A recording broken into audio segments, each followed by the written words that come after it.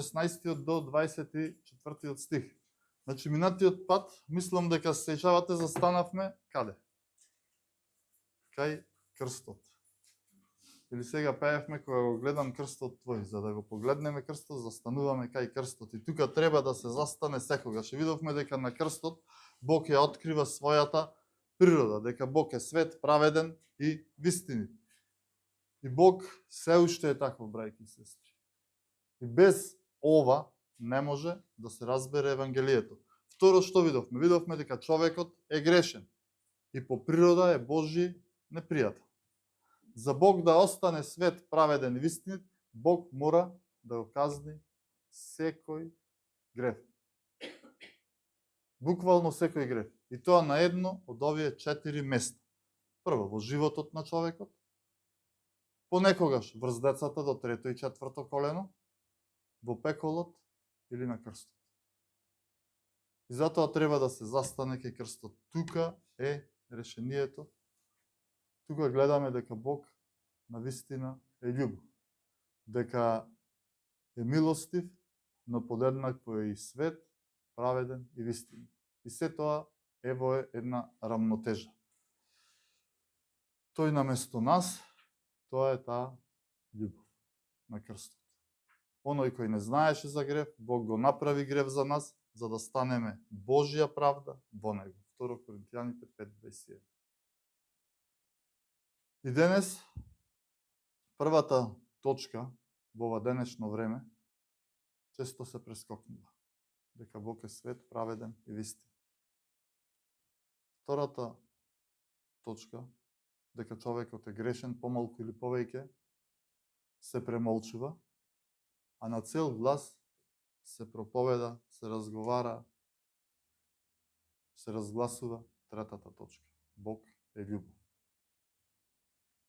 И затоа ништо не е јасно. Имаме крива слика за Бог. Имаме погрешно разбирање на Бог. Кој е Бог? А Бог е свет, праведен и вистинит. Човекот е паднат и грешен. И затоа Бог е љубов. Затоа крстот. Тој наместо нас. Таа размена. Денеска и понатаму ќе останеме кај крстот и ќе ги видиме исполнетите пророштва на патот до крстот. На крстот и под крстот. Денеска ќе разгледаме само неколку, другата недела уште неколку. Но ајде да го прочитаме денешниот текст, одиме само малку понатаму. Бевме до 22 стих, сега одиме до 24, од 16 до 24, Јован 19 глава.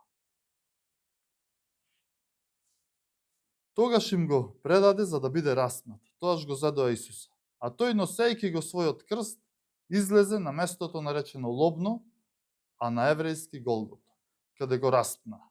И со него други двајца од едната и од другата страна, а Исуса во средина.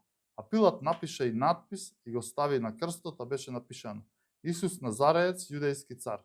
Надписот го прочитаа мнозина јудејци, зашто местото каде што беше распнат Исус беше близу до градот, а беше напишано на еврејски, латински и грчки.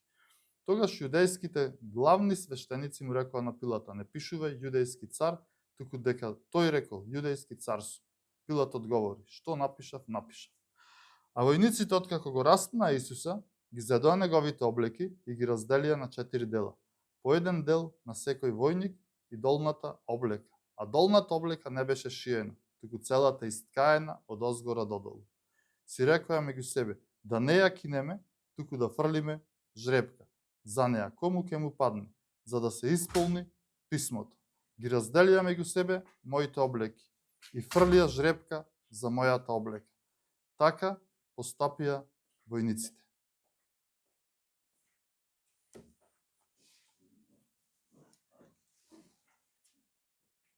Значи, што гледаме? Во заклучокот на своето Евангелие, ајде да почнеме вака. Во заклучокот на своето Евангелие, апостолот Јован јасно ја открива својата цел.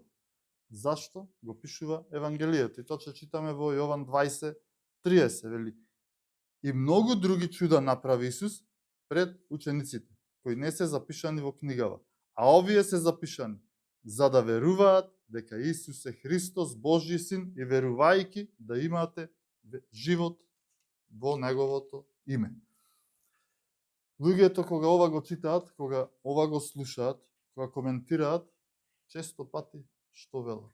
Се ова е добро, но ние не сме биле таму, не сме виделе, па не знаеме, не бевме ние тогаш во Израел, не сме израелци.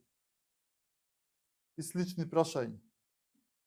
Или прашањето, па кај се доказите, дали Библијата е вистинита, дали е релевантна? И тоа го прашуваат луѓето. Како да знаеме дека ова е вистина? Или едноставно прашање, кој ја пишувал Библијата? И сега брзо ми го поставија мене. Кој ја напишал Библијата?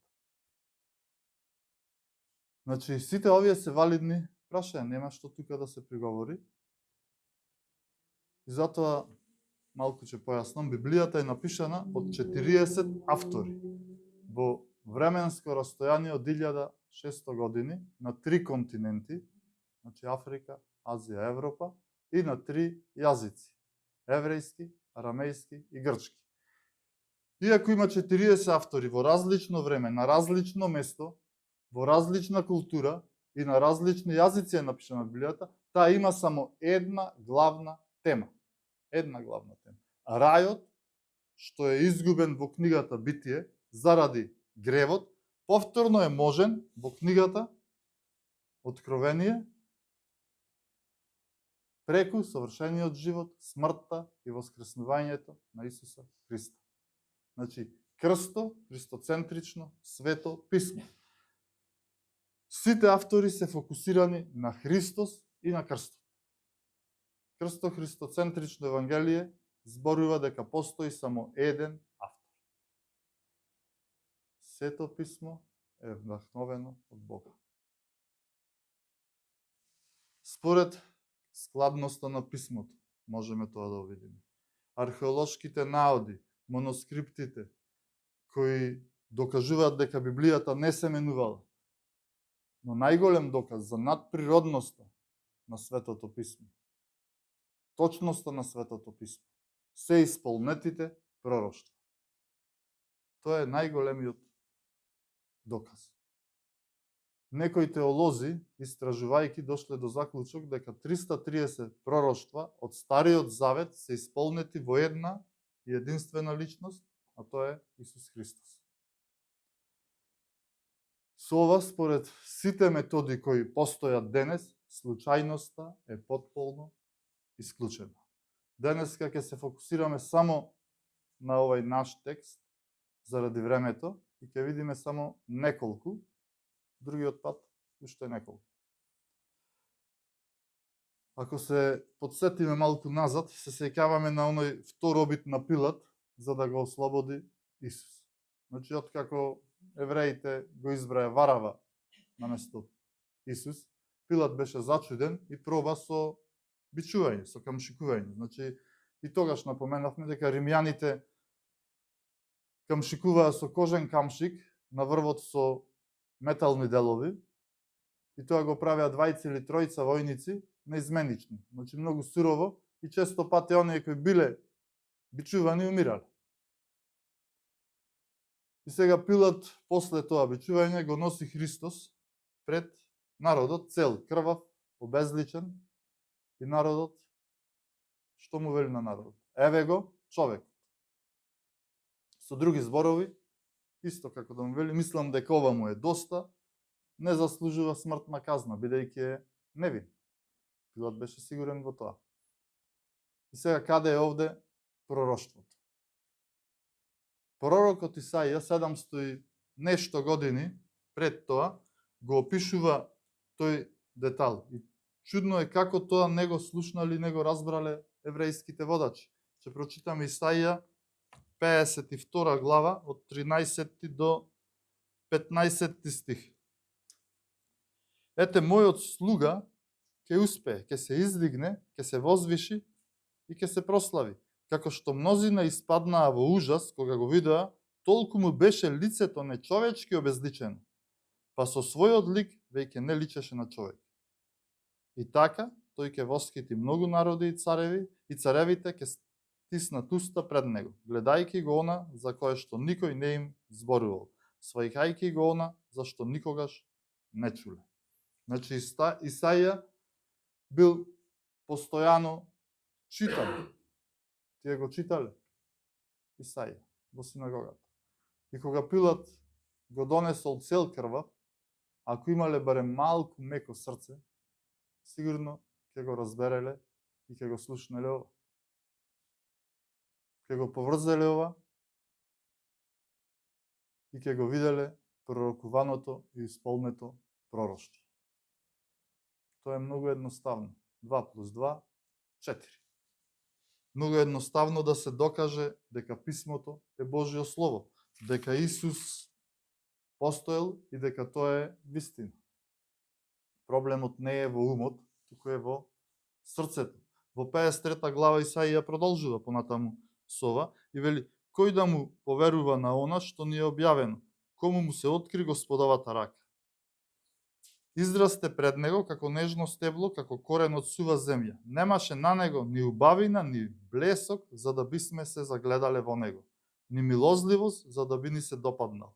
Беше презрен, отфрлен од луѓето, човек на болката, свикнат на страдањата, од кого секој го отстранува лицето. Беше презрен и за ништо не го смета. Еве го човекот. И што вели текстот? Кога евреите го видоа Исуса, што вели текстот? Тие почнаа да викаат: распни, распни. Значи не е доволно, распни го. Второто пророштво, и тоа е одек од пророкот Исаија и се наоѓа на почетокот на 17 стих во нашиот текст. Вели: а тој носејќи го својот крст излезе на местото наречено Лобно, а на еврејски Голгота. Значи, а тој носејќи го својот крст излезе. Марко 15:16 и Матеј 27:27 пишуваат дека војниците собрале цела чета за да го обезбедува Исус по патот. Значи, цела чета по патот. Патот кој бил наречен Вија Долороса или пат на солзите. Со војниците знаеме дека заповедал стотник, исто од Светото писмо, истиот оној што после Исусовата смрт утврди на вистина овој беше Божји син, вели. Значи стотникот, самиот зборник кажува, имал 100 војници под себе. Значи имало 100 војници. Од римскиот закон се дознава дека при самото приковување, заковување на крстот имало 4 војници. И од текстот го гледаме тоа истото во 23 стих од денешниот текст, вели: а војниците откако го распна Исуса, ги зедоа неговите облеки и ги разделија на 4 дела. Значи беа 4. И сега, зошто толку многу војници? Не знам. Зошто толку сила кога Исус сам се предаде? Гледаме и одовде. А тој, носејќи го својот крст, вели, излезе. Тој, носејќи го својот крст, излезе. Значи не го тргаја, не се спротиставуваше, не го носеа, не го влечеа, туку вели излезе. Значи доброволно. И порано видовме дека Исус доброволно се предаде. Исус не даваше отпор. Евангелието не би било праведно ако не е доброволно. Зарем не е така? Не треба ништо да биде со сила. Тој сам излезе, носејќи го својот крст кон Голгота. Јас мислам и сигурен сум дека стотникот и војниците биле зачудени од ова, бидејќи тие многу пати дотогаш имале распнувано, но овој бил посебен, не давал отпор. Војниците обично се тргале, се спротиставувале, на секој начин се обидувале да избегнат некако. И затоа и толку ги камшикувале, за да ги ослабат. А Исус доброволно тргна кон Голгота. Значи Господ не даваше отпор. И тоа е поентата на ова. Прво изгледот, потоа мора да го видат исполнетото пророштво. Мора, ама не го видат. второ не даваше отпор. И сите што знаат што го читале Исаија, речисти да го слушаат ова пророштво од Исаија 53, дека не станува збор за Израел, како што многу ми намислат, дека тоа е Христос. И как послепил имаме и денес, кај некои луѓе кои ќе речат дека Исаија 53 не е Христос, туку Израел. А тоа е толку очигледно, толку просто, како што реков, 2+2. И дека не е до разумот, дека тоа е бунт во човекот. И Исаија вели вака, 53:6-7. Сите скитавме како овци, секој одеше по својот пат, а Господ ги возложи на него беззаконијата на сите нас. Го измачуваа, а тој оставаше и не ја отвори својата уста. Го одведоа како јагне на колење, како овца нема пред оние што ја стрижат. Не ја отвори својата уста. И затоа постои Вија Долороса, затоа тој пат, затоа што секој оди и скита по својот пат. И затоа потребен е пат до крстот.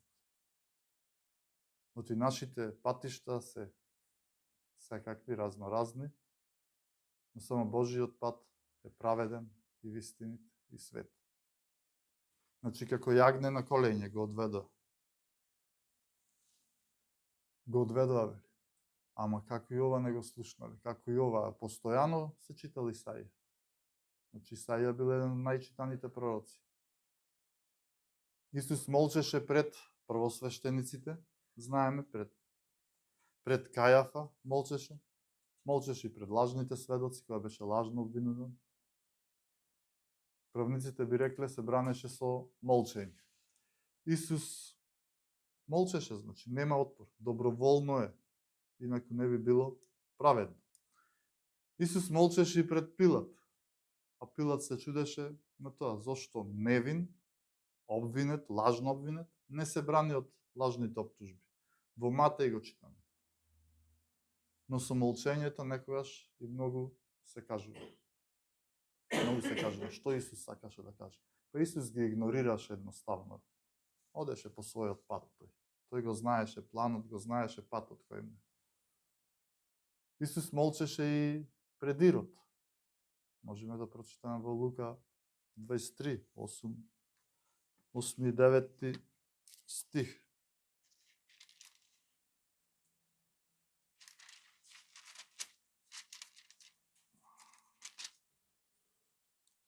А кога Ирод го виде Исуса, се зарадува многу, дека одамна имаше желба да го види, зашто беше слушал за него и се надеваше дека ќе види некое чудо направено од него.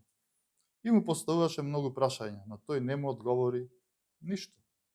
Значи, и пред верските, и пред цивилните власти, Исус молчеше. Гледаме дека нема отпор.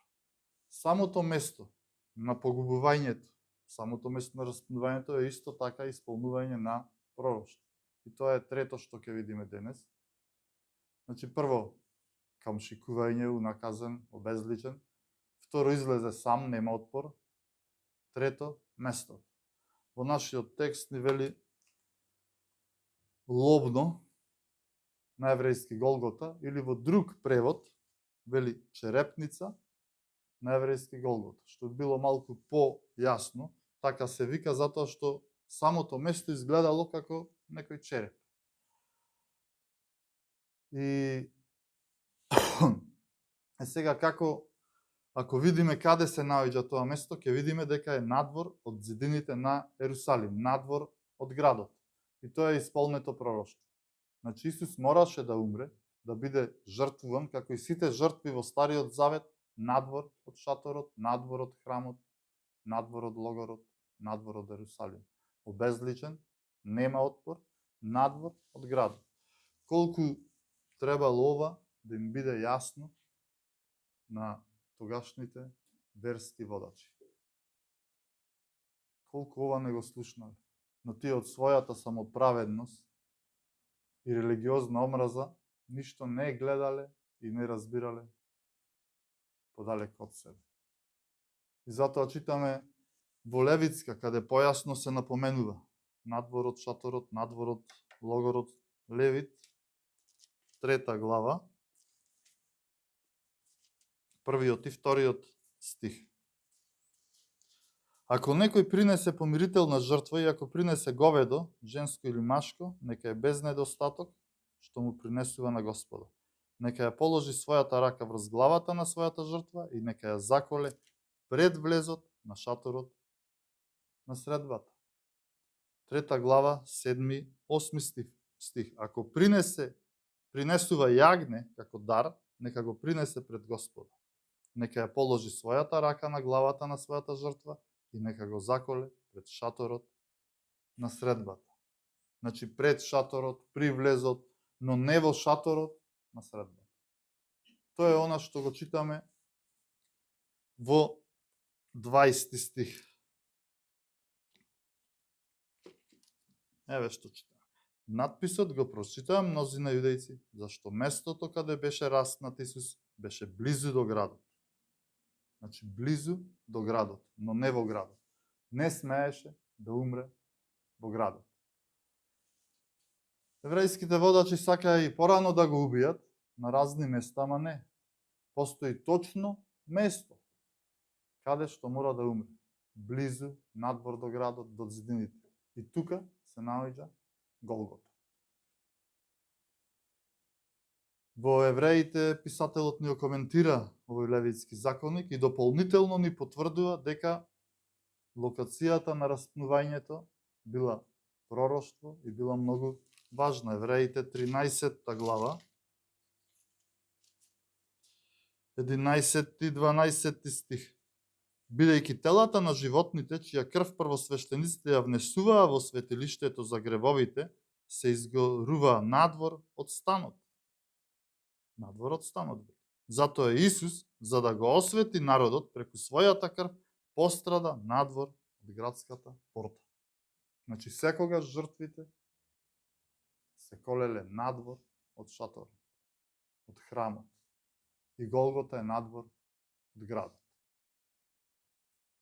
И не само местото што им беше пророкувано, најважно, туку и времето, точно време. Времето. Значи изглед. Нема отпор. Местото. Точно време кога треба да умре имаме. Честопати сака да го убијат, се сеќаваме на тоа, ама не беше дошол часот. Така вели. Значи тука гледаме и ја имаме апсолутната Божја сувереност. Кога некогаш нешто нема смисла, кога е тешко било што да се поврзе, кога изгледа се црно, без надеж, кога нема победа, се случува најголемата победа. А тоа е крстот. И 13 стих од 19 глава вели вака. Штом Пилат ги чу тие зборови, го изведе Исуса надвор и седна на судскиот стол на местото што се вика Плочник, а на еврејски Габата. Значи гледаме Пилат е судијата. И сега според римскиот закон од пресудата до извршувањето на казната, тоест на погубувањето, смртната казна, морало да поминат 2 дена. Морало да поминат 2 дена. А овде им се брза. Истиот ден. Гавата и Голгота. Истиот ден. Судење, погубување. Зошто толку им се брзало? Се видете го ова 14 стих што вели од 19 глава. А беше ден на подготовка за Пасха, околу 6 час. Значи ден на подготовка за Пасха. Исус мораше да умре на Пасха, точно на време, на одредена локација, обезличен, без отпор. Од се ова, тие морало да знаат дека тој е Месијата, а не се уште да се надеваат дека ќе дојде. на самиот почеток на Исусовата служба, на свадбата во Кана Галилејска, во втората глава од Евангелието според Јован, што гледаме? Уште тука гледаме дека Исус знае зашто е дојден на овој свет. Кога на својата мајка и го открива тоа, дека самиот знае зашто дошол. Еве, Јован, 2 глава, 4 стих, ни вели вака. Исус ја одговори, што имам јас со тебе, жено? Уште не дошол мојот час. Значи, Исус е дојден за денот кога ќе дојде неговиот час. Исус живееше за тој час, за тој петок, за тој крст. Во Јован 7:30 истото го гледаме.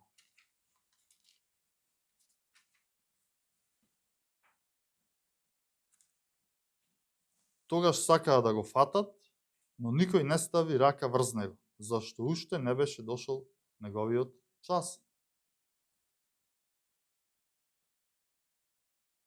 Да знаем уште еднаш за неговиот час. Значи, доброволно, пророкувано, точно планирано и така и било. Христос не може да биде убиен кога луѓето сакаат. Туку кога тој одреди, кога тој пророкувал, кога тој испланирал на негово место и во негово време. И ќе видиме и на негов начин подоцна. Во 8 глава повторно слична ситуација. 8:20.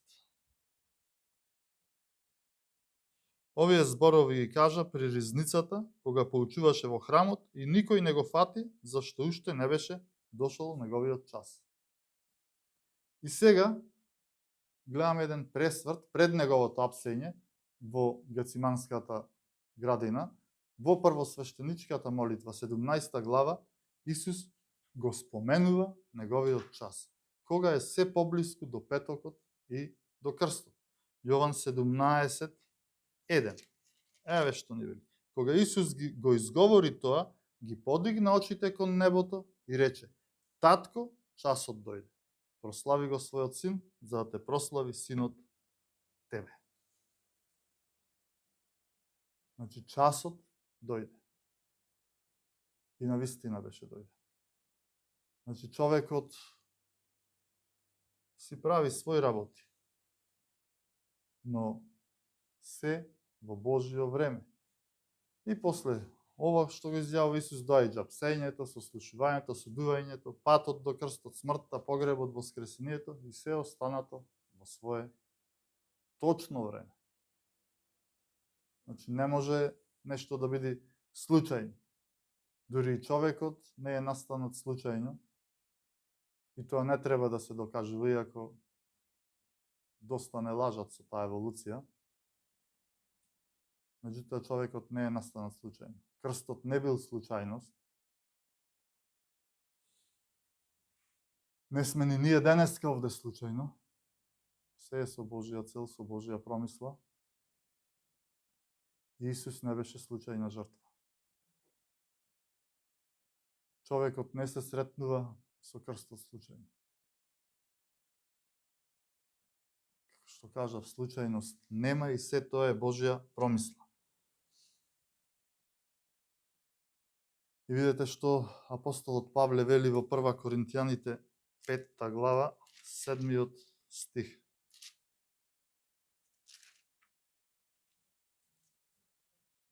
Очистете се од стариот квас, за да бидете ново тесто, како што сте бесквасни, зашто и Христос, нашето пасхално јагне, беше жртвувано за нас.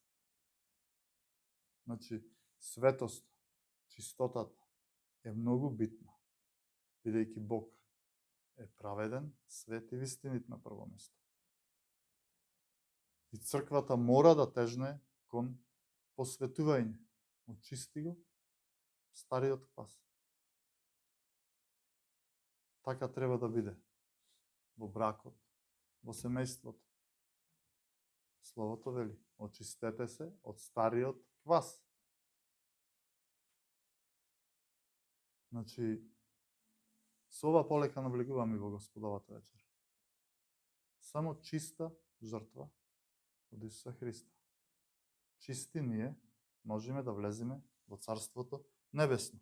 И да се вратиме назад. Што видовме денес, што е пророкувано во нашиот текст? Прво, изгледот обезличен беше, презрен, отфрлен, од кого секој го отстранува лицето. И само малку да го видеа ова, да го поврзеа, и ќе видеа 2 и 2 е 4. Дека станува збор за Месијата. Второ, нема отпор, тоа е чудно. Сам излезе, носејќи го својот крст, молчеше, уста не отвори, не се бранеше, бидејќи знаеше дека не е виновен. Третото, местото на екзекуцијата. Таа е наопшто позната слика. Како што рековме, пред градот, надвор од градот, мало ридче со 3 крста, а Исус во средината. И ова е слика на секој човек треба да биде. Или сме од едната страна на Исус, или од другата страна. Или сме на пат за на небо, или сме на пат за пекол, брајки и сестри. Пеколот е преполн со луѓе и се полни на дневна основа се полни. Секој ден се полни. И тоа е страшно место. Нема враќање, нема назад. Се ова што го гледаме денес е ништо спрема пеколот. И тоа е реалност. Колку и ние да молчиме, Бог е свет, праведен и вистин. И тој мора да го казни. И ќе го казни секој грех. Инаку не би бил свет, праведен и вистин. Ќе ги казни и моите, и твоите најмили, ако не се обратат. Ако не се покаат, одат во пеколот.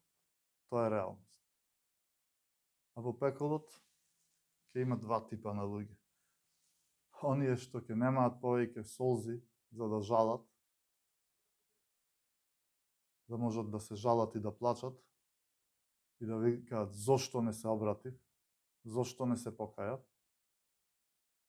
И оние, другите, што ќе бидат вечно лути на Бог, и ќе се прашуваат зошто ме стави овде и каков Бог си ти, ќе велат. И тоа ќе биде реалност. И реалност е.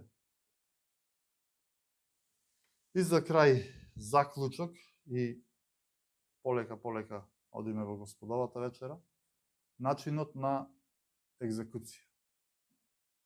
И тоа е пророштво. Значи мораше да биде раснат. Во текстот прочитавме каде го раснавели. Каде го раснав. И со него други двајца. Сега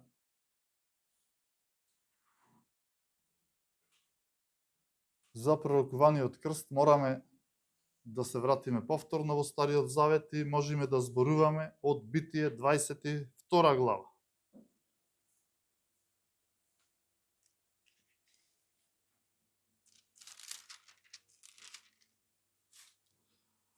Глава, 2 стих, вели, Бог продолжи, земи го својот син, својот единец Исак, кога го љубиш, и отиди во местноста Морија и принеси го таму како жртва паленица на ридот што ќе ти го покажам. Бог толку го возлюби светот, што го даде својот единороден син. Тоа е толку јасно и очигледно ако ова се поврза.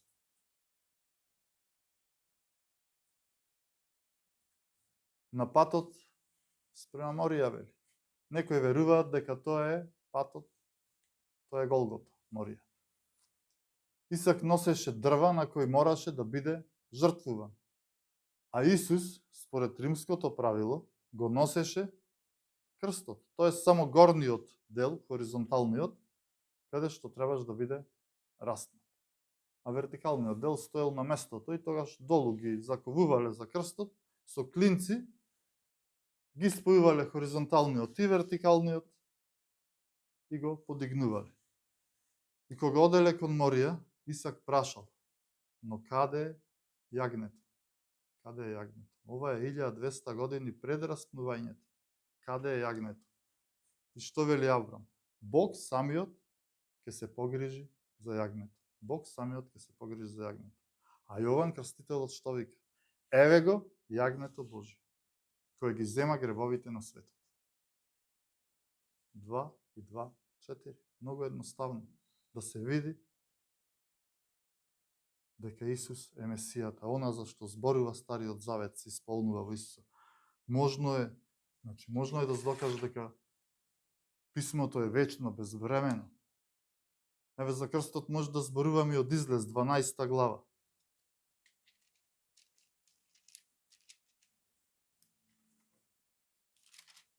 6 и 7 стих.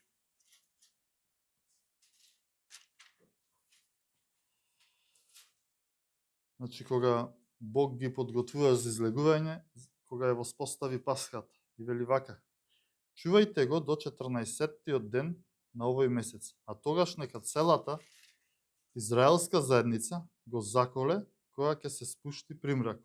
Нека ја земат крвта и ги попрскаат двата довратници и на вратникот на кујката, во која ќе јадат. И потоа гледајте што вели 13-тиот стих.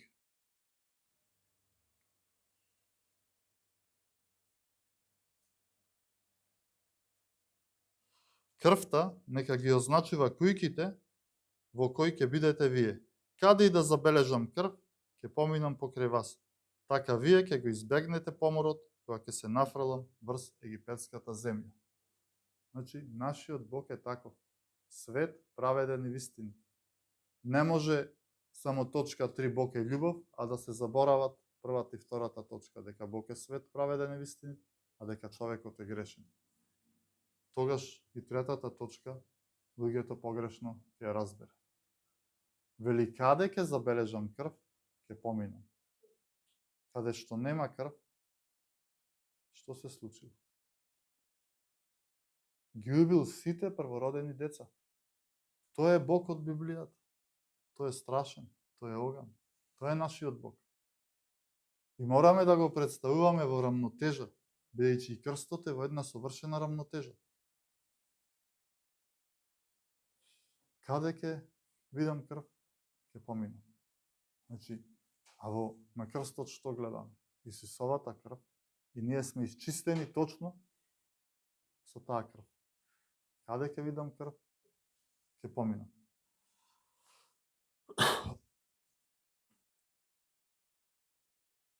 Исто така за пророкуваниот крст може да зборуваме од броеви.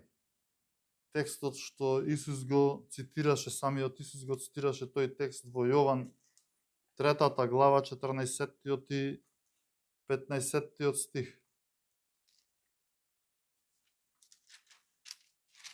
Еве што самиот Исус кажа. И како што Мојсей ја издигна змијата во пустината, така треба да биде издигнат човечкиот син. Да секој кој верува во него да не загине, но да има вечен живот. И еве текстот Броеви, 21 глава.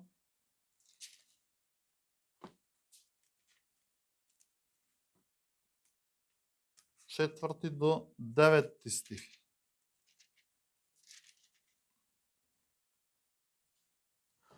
Од гората Ор се запатија кон Црвеното море за да ја заобиколат Едомската земја.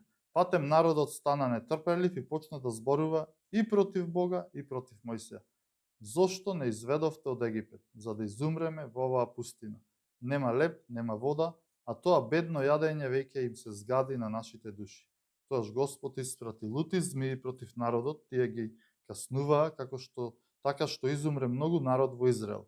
Народот дојде при Мојсија и рече: згрешивме кога зборувавме против Господа и против тебе. Помоли му се на Господа да ги отстрани змиите од нас. Мојсија се помоли за народот и Господ му рече на Мојсија: направи отровници, стави ја на столб, секој кој ќе биде каснат ќе остане жив ако ја погледне. Мојсија направи змија од бронза и ја стави на столб. Кога лутицата ќе каснеше некој, ќе погледнеше во бронзаната змија и оздравуваше. Значи, и од ова треба да ни биде јасно. кој ја пишува Библијата? Кој ја вдахна во овие автори 40? И дека овие сите пророштва се исполнуваат, дека 2 и 2 е 4. Но кој да поверува во она што е објавено, кој му се откри Господовата рака, вели Исаија. И пак прашањата, каде се доказите, кој ја напишал Библијата, кога Бог ни се, како Бог ни се открива. Па еве како, преку Светото писмо. Еве како се е напишано, само треба да се чита, да се поврзува, но при подарувањето на верата што спасува и оправдува, Отецот го користи Словото и Светиот Дух. Без тоа, тешко дека ќе се разбере, но треба и ние нешто да имаме здрав разум. Здрав разум. Сега, колку може да биде здрав, како паднати луѓе во грев, тоа е прашање. И денеска е тешко да се има здрав разум, ако погледнеме. И дали знаеме колку е денес 2 и 2, па колку што вие ќе чувствувате и колку што си мислите. Денеска е свет на толеранција, како што мислам, така е. И за некој може би е 2 и 2, 5. И не можеш ништо тука. Колку што вие чувствувате, колку што вие мислите. Тоа е таа толерантност, таа толеранција што денеска се проповеда. Тој компромис. Ама на крстот нема толеранција. Вистината е вистина. 2 и 2 е 4. И никако поинаку. Вистината е дека Бог е свет, праветен, и вистините дека доаѓа суд. И тоа страшен суд. Суд кој доаѓа врз секоја безбожност на човекот. Ама баш секоја. А човекот е грешен, бунтовен и непријател на Бога по природа. Кај крстот застануваме и тука докажуваме и покажуваме дека Бог е љубов. Но да не се лажеме. Без покаяние не одил. Без осветување никој нема да го види Господ. Осветувањето е доказ на покајувањето. Да не се лажеме. Кој не е осветен, не е ни оправдан. Не. Колку и да е тешко тоа, но додека човекот диши, има надеж. Има надеж. Павле вели, оној кој не знаеше за грев, Бог го направи грев за нас. Значи, оној го направи грев за нас, наместо нас. И тоа е теологијата на крстот. Замена, заменска жртва. Ова не е само историски текст, што денес ќе учите. Ова е многу богат теолошки текст. И тука го објаснуваме Евангелието на крстот. Тој место нас. Бог е љубов, Бог е милостив. И најјасно тоа се гледа на крстот. Ако сакам да ја видам Божјата љубов и ако сакам да ми ја покажам на другите, мора да покажам на крстот. На таа распната љубов. Но морам и да кажам дека Бог е свет, праведен и вистинит и дека тие, ние и јас имаме голем проблем, нерешлив проблем за секој човек, а тоа е гревот. Но тој грев може да се испере само со Христовата крв, која беше пролеана на крстот. Каде што ќе забележам крв, ќе поминам. Каде што ќе ја видам крвта на својот возлюбен син Исус Христос, ќе поминам. Само така можеме да се оправдаме. Да се молиме.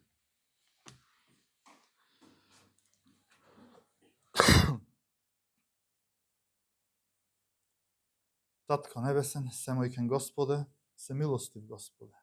Ти благодариме за Твојата љубов кон нас, што ја искажуваш на крстот. За таа љубов која ги покрива нашите гревови преку крвта на Исуса Христа. Ти благодариме, Господе, што Ти не избра, Ти не извлече од гревот во кој бевме паднати. Те молиме, Господе, и понатаму Ти водине, Ти управувај со нас. Ти благодариме за вистинитоста, што ете ни ја докажуваш преку Твоето писмо, преку Твоето слово кое си ни го дал. Да можеме и ние да читаме и на наш јазик. Ти благодариме за тоа. Ти благодариме за тоа што ни даваш и заедништво, да можеме да се охрабруваме едни со други. И се тоа преку Исуса Христа. И те молам, Господе, за благослов врз секој еден од нас. Те молам, Господе, за милост врз нас. Ти управувај и понатаму со нашите животи. Ти водине каде и да сме, што и да правиме, Господе. И секогаш да ни бидеш Ти во фокус. Давај ни сила да се справуваме со сите искушенија кои ни предстојат во нашиот живот. Знаеме дека Ти си постојано со нас и Ти ќе ни помагаш во тоа. Те молиме, Господи, укрепувај ни за цврстување во нашата вера. Се оставаме во Твои раце и по Твоја милост. Во Исусово име молиме. Амин.